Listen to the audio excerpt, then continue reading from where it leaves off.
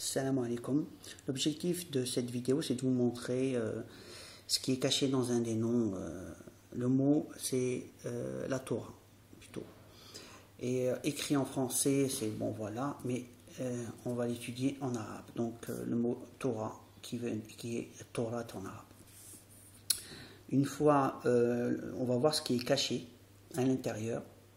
Donc, c'est la science des noms, des mots et des nombres.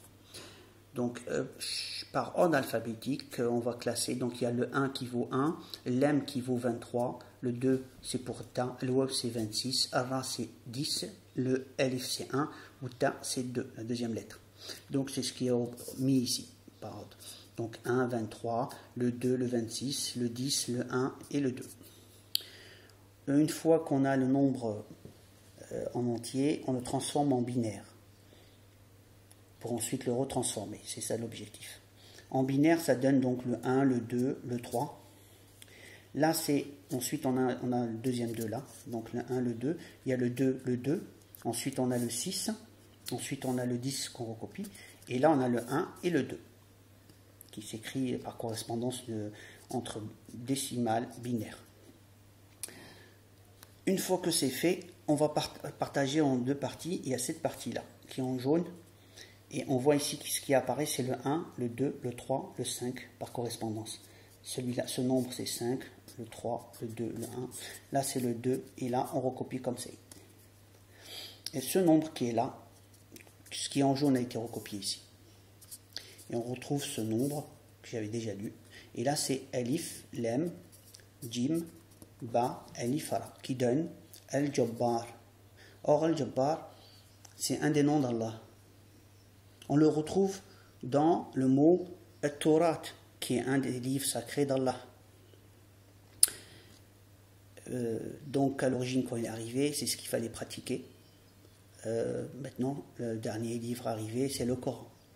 Par contre, retrouver dans le mot Tawrat un des noms d'Allah qui est connu par les musulmans dans le Coran, et ce qu'on utilise, parce qu'on connaît 99 noms d'Allah, une partie c'est le prophète qui les a donnés.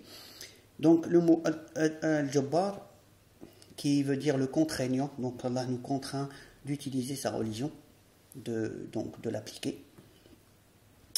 Et donc c'est la preuve que le Coran est bien véridique, puisqu'on retrouve le même nom avec le mot Coran dans la vidéo numéro 1, celle-là c'est la vidéo numéro 2.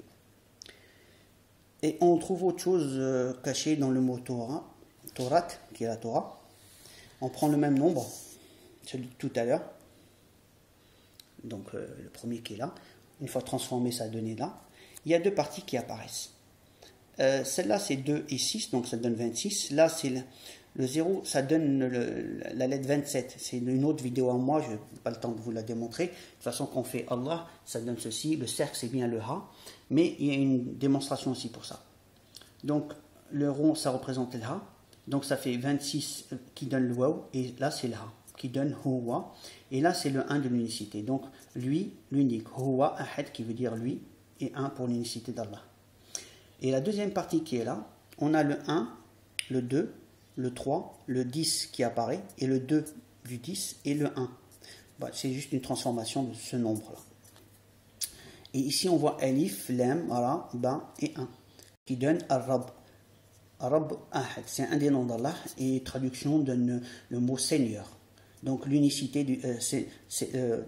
d'Allah dans le mot Ar-Rab qu'on retrouve, qui est l'unicité, il y a un seul Seigneur qui est Allah. Donc on voit bien de l'unicité d'Allah dans le mot At-Tawrat. On lit clairement que Allah est unique et que c'est bien son livre. L'original, on voudrait bien le retrouver car l'original a disparu. Voilà. Et la dernière religion arrivée d'Allah, c'est le Coran. La preuve, c'est qu'on retrouve son nom qui est le premier qui est là et le deuxième qui est là, Al-Jabbar, qui est connu chez les musulmans, qu'on retrouve dans le mot At-Torah. Je vous remercie. À la prochaine vidéo. Alaykoum salam wa rahmatullahi wa barakatuh.